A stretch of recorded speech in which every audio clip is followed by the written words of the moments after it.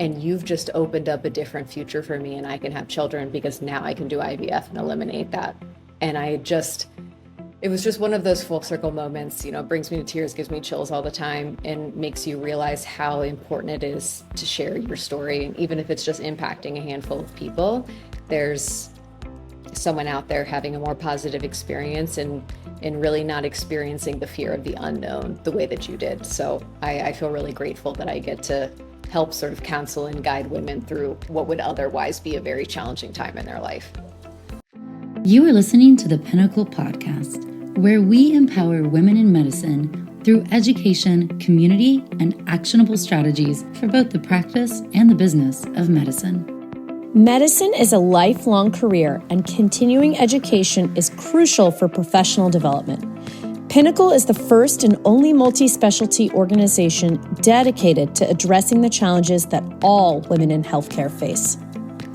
Welcome to Pinnacle, the elite professional community providing education for women in medicine.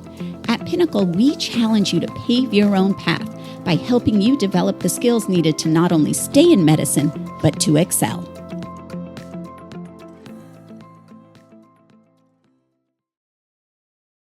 Welcome to the Pinnacle Prescription Podcast. I am your host, Dr. Pamela Mehta, and today I am joined by Allyn Rose.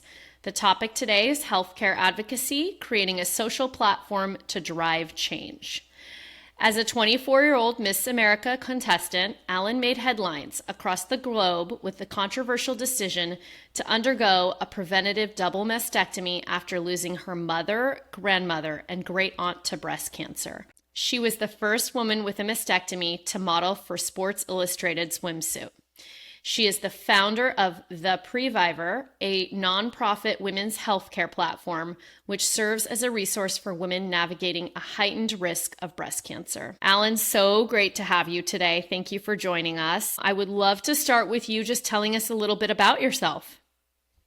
Sure. So I can sort of give you the stump speech, so to speak. My real journey started with my mother's story. She was diagnosed with a stage 3 breast cancer at 27. And she was not the first woman in her family to be diagnosed with breast cancer. Her mother, her grandmother, really sides of my family going generations back had been diagnosed with breast cancer. And so this was something that was always part of the conversation in my family. And unfortunately, I beat her first bout with breast cancer. It came back 20 years later, and she passed away just prior to my 16th birthday. And this was a really challenging moment in my life, as you can imagine, really navigating all of those crowning achievements and special moments in your life without a mother, really gave me a sense of long-term perspective, having lost her, knowing that I needed to be proactive in my own healthcare. And that meant taking what a lot of people consider to be a drastic decision, undergoing a preventative mastectomy in my 20s without a cancer diagnosis. But this really became sort of a catalyst for a greater conversation around women's healthcare. And I knew there are only so many times in your life where you get an opportunity like I did, where the story reached hundreds of millions of homes, countries across the world. And I said, hey, what can I do to add to the conversation instead of just repeating those same steps? And I think a lot of nonprofits tend to do that. We're just retreading the same ground. But what I realized when I had women reach out to me was that there was no real one comprehensive place for women to go through if they were navigating preventive healthcare, particularly in the breast cancer space. So that's where the Previvor was born, and it's really changed sort of the direction of my life and allowed me to speak to my generation about why preventive healthcare is important and use my social platform to hopefully evoke positive change. Absolutely. And we're so lucky that we have that so that you can reach a wider audience with your message. So take us back to when you first started engaging with, I guess, physicians about what it is that you wanted to do, knowing what you knew about your family history. It was a really sort of rocky road. I had a lot of wonderful, understanding physicians who were very open to my concerns. I had a bit of a unique situation where I don't carry a breast cancer gene mutation. So when you're having a preventative surgery like I did, that's usually the first step. It's, identifying if you have some sort of known mutation that puts you at a higher risk, and then maybe undergoing a preventative surgery. But for me, just having a strong family history, it was a bit of uncharted waters. And this was, almost 10 years ago now that I had my surgery. So, years prior to that, so maybe 12, 15 years ago. And this was before Angelina Jolie's revelation, and people just weren't talking about it, and particularly young women. Cancer was still seen as an old woman's disease, and preventative healthcare really wasn't the buzz topic that it is now. So I had a lot of pushback. But I ended up finding a really incredible team. I was fortunate enough to go on the Katie Couric show and share my story along with my father and what it was like for him to navigate life losing his wife and then now having a daughter that is at a heightened risk. And I met my breast surgeon on the show. It was just absolute luck that she was from the same town that I was from. And we connected, and she really helped me build an incredible team that advocated for what was best for me, prioritized what I wanted for my life, because as a 26-year-old woman going through a surgery like this, there's a lot to think about. I was unmarried, I didn't have children, I worked as a full-time model, I was a Miss America contestant, all of these sort of things where a lot of my identity was wrapped up in the way that I looked. How I paid my bills was wrapped into the way that I looked. And so being able to face the world with confidence and having a positive cosmetic outcome was very important for me. And having a team that said, that matters to us too, instead of you should just be grateful not to have cancer. I feel very, very fortunate that I found that great care team for me. All right. So you found your breast surgeon based on the show that you were on Katie Couric's show. Knowing now what you know, you mentioned that it was important to you to have a team that cared about the aesthetics and how you felt, obviously, especially of the line of work you're in. What would you say to other potential patients and people that are dealing with the same thing? What should they begin looking for? How should they go about this process? What would you have done if you hadn't met your breast surgeon on a show? Sure. I think the number one thing is finding out what is number one most appropriate for you and what you want for yourself. I think a lot of women go into a surgery like this consulting with the physician and just sort of taking what the physician says as gospel truth. And unfortunately, in this sort of space where you're working with physicians in the plastic surgery realm, a lot of them tend to recommend simply what they specialize in and what might not be necessarily most appropriate for someone's lifestyle. So I get this a lot in talking to younger patients going through this. It's a bit of a revolving door of, okay, you're having a preventative surgery, let's slap some breast implants on you and out the door you go. And there are so many options for women undergoing a preventative breast reconstruction procedure now. And if you're someone who's a CrossFit athlete, having breast implants might not be the most appropriate for you and what you do with your life and how you want to live. Really disheartening thing that I heard was there were several cases where women would choose not to reconstruct their breasts. They just said, hey, this isn't for me. I don't want to go through the second surgery. And they would wake up from surgery with breast implants because the doctor just said, I knew you'd regret it, so I just put some in anyway. And the fact that this wasn't some myth out there, these were real cases that had happened. These were medical malpractice things.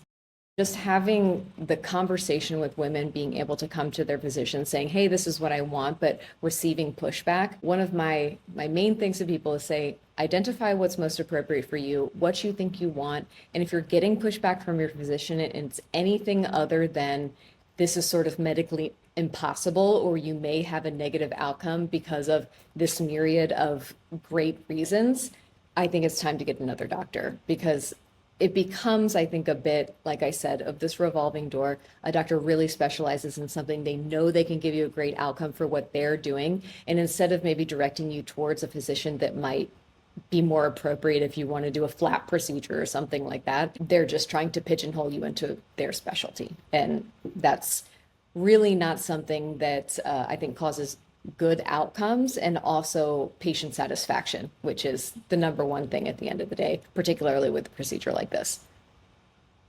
Absolutely. I think that is such a good pearl for potential patients looking for a healthcare team to take care of them with this particular problem. Okay, so tell us about the Sports Illustrated swimsuit photo shoot. Tell us how that felt. I know they made this thing that you were the first woman with a mastectomy to model. Was that something that was really at the forefront of the photo shoot, of you thinking about it? Just take us back to that time period.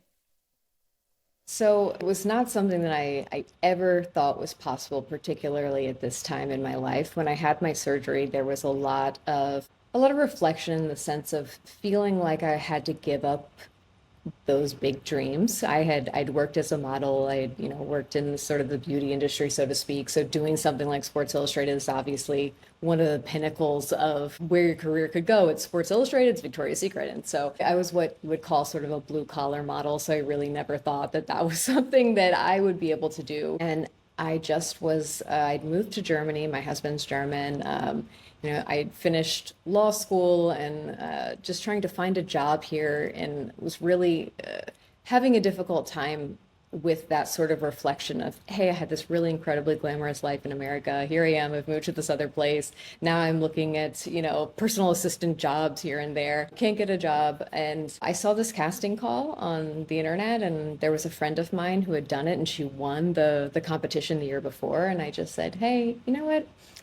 I might be over 30, I might be post-mastectomy, but my dreams just don't have to go and die somewhere. Why don't I just give it a shot? And all they can say is no, and they're probably saying no, but I just sat in my closet, I filmed this little video, and I just poured my heart out saying, hey, I had this procedure. I really thought that this was the end of the road for me in doing anything that was fun. And I think we give women sort of a timeline of, you hit 30, everything ends for you in the beauty space, and you'll never be looked at so sad as, and not true. So sad and yeah. not true at all. You'll never be sexy again. The clock, I would say, like, your stock has plummeted when you hit 30. And I think for a long, long time, especially in the modeling industry, that was it. 29, that's the cutoff, you're done. But I just had this wonderful opportunity to be part of this swim search competition, to get to walk the runway for Sports Illustrated, and to do that as somebody who was over 30, post-mastectomy, and to really get to be the representation that I always needed going through a procedure like this. Because I remember waking up from surgery, looking at myself in the mirror, and I was somebody that had a good cosmetic outcome, but your body's still different. Things are anatomically correct. It takes away a bit of your intimacy in a way and how you see yourself. And so to do something like be involved in a modeling arena where it's really the pinnacle of American beauty, and for them to include someone who was post-mastectomy was just a really rewarding, special experience for me. And I think it just reminded me that the world was my oyster, and the only person that was holding me back was me. I mean, so many of our listeners are going to be able to relate to that, because at Pinnacle, we're all about empowering women and thinking outside the box and doing these things that maybe we're our own limitation to, or what we think society. So that's super inspirational that you went and did that, especially thinking you would get rejected, or maybe you wouldn't even know what the outcome or the reaction would be once everything came out. Tell us a little bit more about Previvor. When did you found it, and what have you guys been able to achieve? What's your goals for the next few years with it?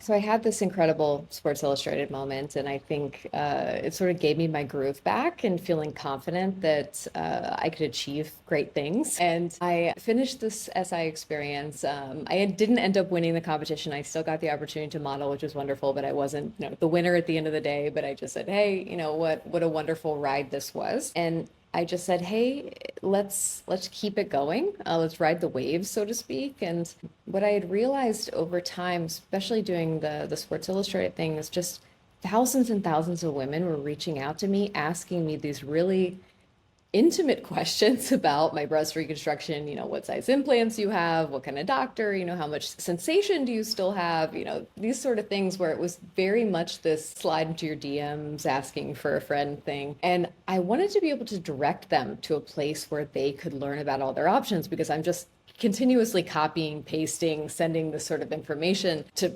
relative strangers on the internet, which is fine. And I think when you work in sort of this space, there's no privacy or no topics that are off limits. But I just said, hey, somebody's built a resource here to tell them what the options are for breast reconstruction, what kind of mastectomy you can have, really take you along that journey, sort of handhold you through the process. But what I realized over time in sort of becoming Dr. Google in this subject was that no one had done this. There were a lot of these big cancer organizations that had pieced together sort of archaic style information where you're really having to weed through, and the real information was in Facebook support groups.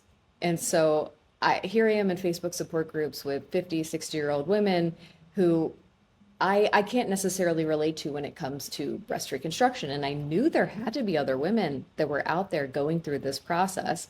And so I just said, hey, I have no experience in this. I've never done graphic design. I've never built a website, but I'm the type of person with that delusional self-confidence of, well, a boy can do it, I can do it. And so I just sat on my sofa, got my rickety old laptop and built a website and said, hey, if this helps one person, or I can just sort of send this off as a resource to somebody, that's amazing. And we're now, gosh, almost 5 years later, and it's just continued to grow and grow. And people have sort of coined us as the Wikipedia of breast health.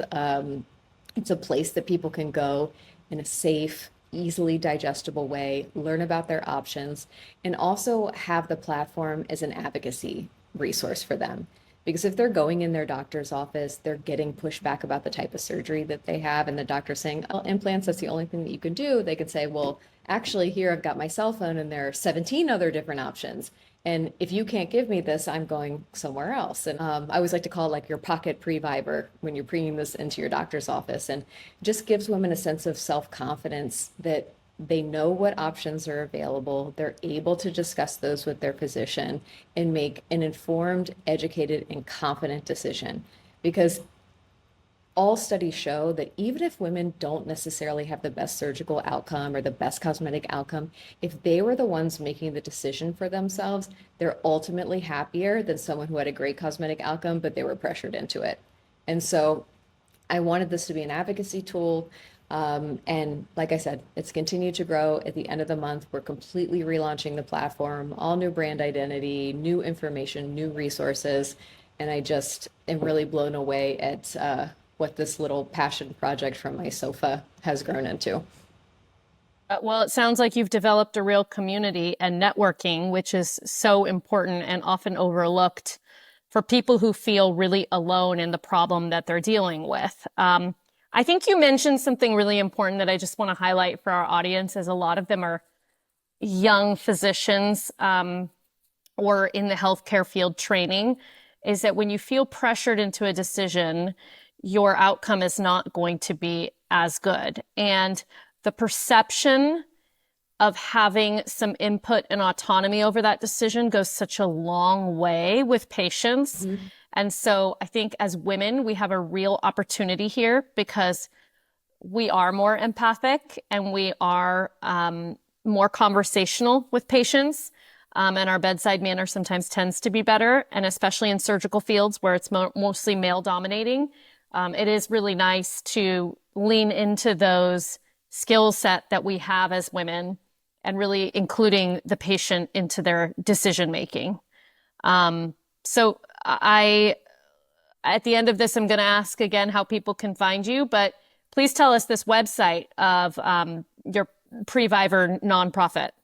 Yeah, so the Previvor is at theprevivor.org, and we're at the Previvor across all social platforms. But I think what you had mentioned is really an incredibly valuable thing. And I talk about this all the time when it comes to my birth experience. I have two little girls. I went through IVF with genetic testing to help eliminate a breast cancer, or not a breast cancer gene, but a cancer gene that I carry in my family.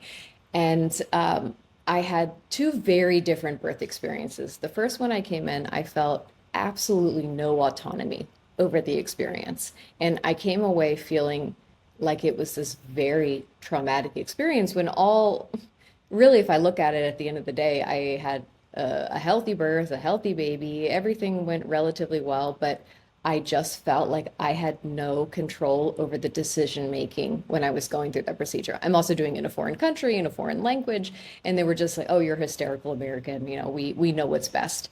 And with my second daughter, I had another C-section, and it went from all extensive purposes significantly worse. I ended up having a pretty significant postpartum hemorrhage, but I look back on that birth experience with such a positive outlook because I made all of the decisions for me. I was the person that was in control of the experience. I was surrounded by women.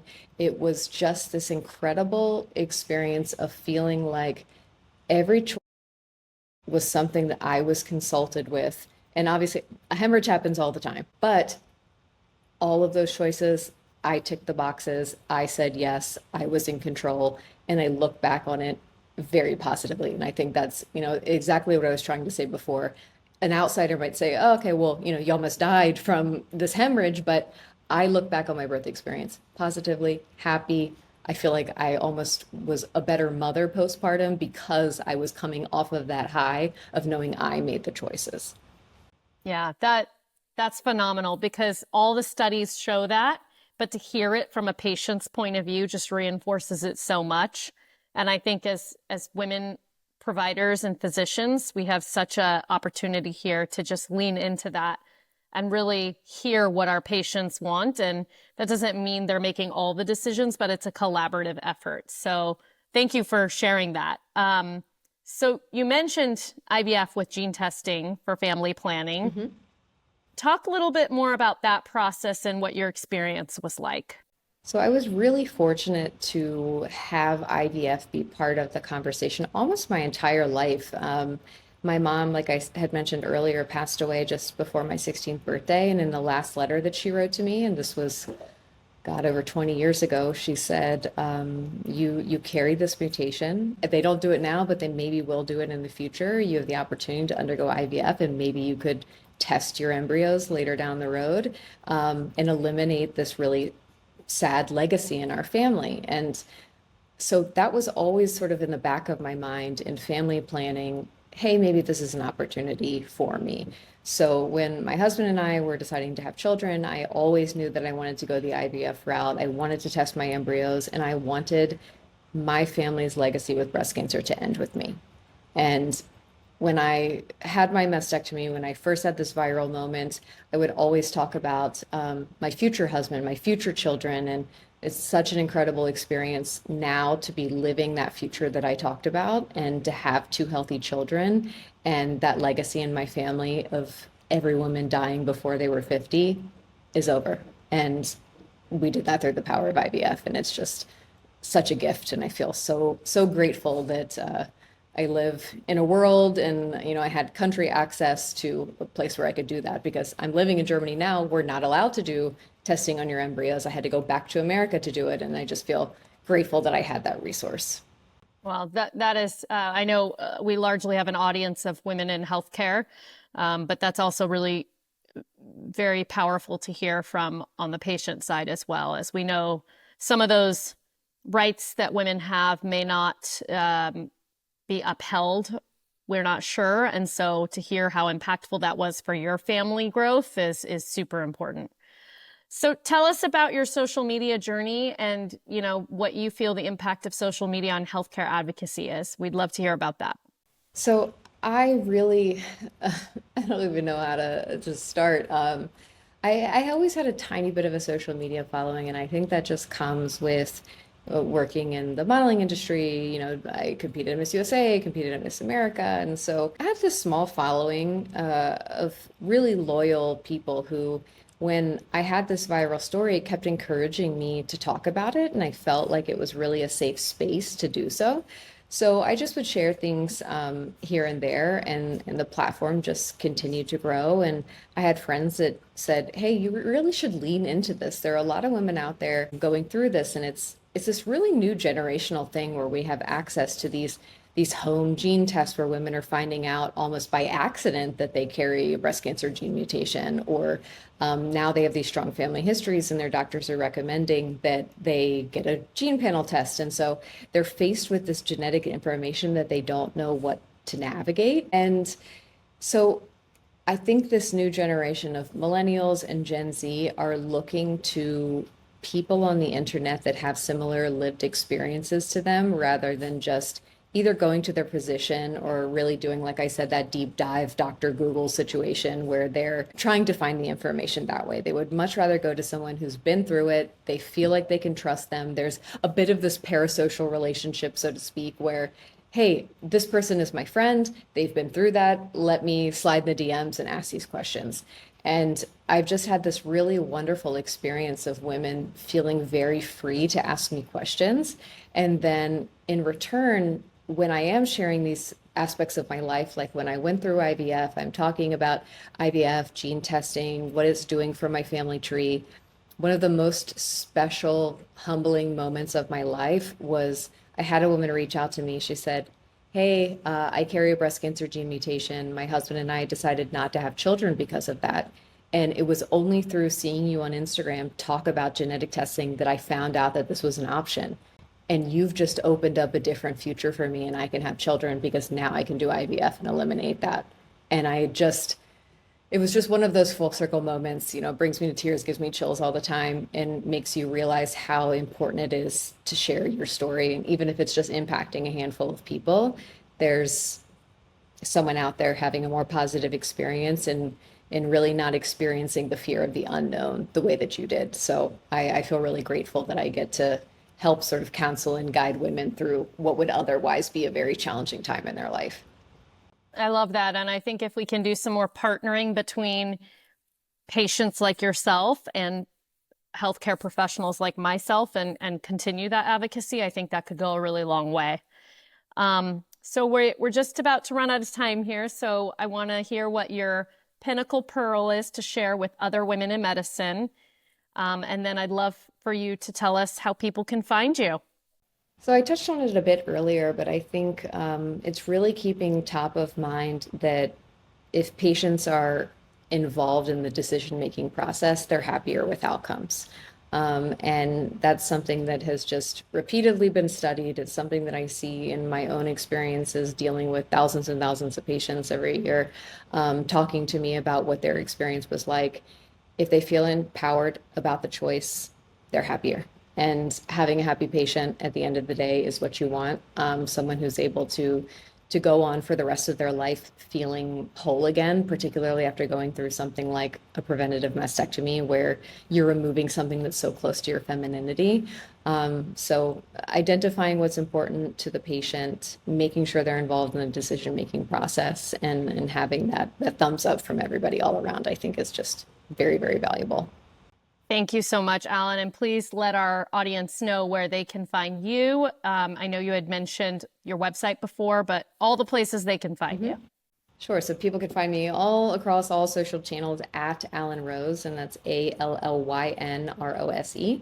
And they can find obviously the Previvor, the previvor.org, and at the Previvor across all social channels. And we're having a really big October as we come up to Breast Cancer Awareness Month. Lots of opportunities where we're really fortunate to be able to share about the new relaunch. So if there's anybody out there who has just tested positive for a gene mutation, knows someone who's navigating this and just needs someone to sort of handhold them along the way, Previvor's there to help them do that.